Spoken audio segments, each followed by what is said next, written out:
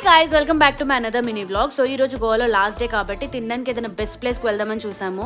ఎండకు తట్టుకోలేక దారిలో కొబ్బరి బొండం కూడా తాగాము. సో బ్లూ టర్టిల్ వాజ్ ఆ డెస్టినేషన్. కట్ చేస్తే బ్లూ టర్టిల్ 1 month నుంచి క్లోజ్డ్ అంట.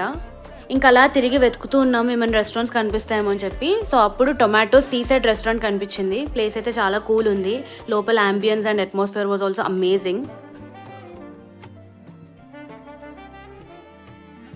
ఫుడ్ ఆర్డర్ చేసే ముందు ఫస్ట్ వీడియోస్ అండ్ ఫొటోస్ దిగుదాం అనుకున్నాము, కానీ ఎండలో మాడిపోయి ఉన్నాము అప్పటికి. సో ఫస్ట్ లోపలికి వచ్చేసి ఫుడ్ ఆర్డర్ చేసాము.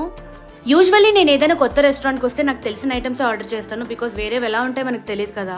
So white sauce pasta order చేశాను. టేస్ట్ యాజ్ యూజువల్ అదిరింది. దివ్య పప్పు వైట్ రైస్ చెప్పింది. టేస్ట్ ఎలా ఉంది అని అడిగితే తన రియాక్షన్ ఏంటో తెలుసా?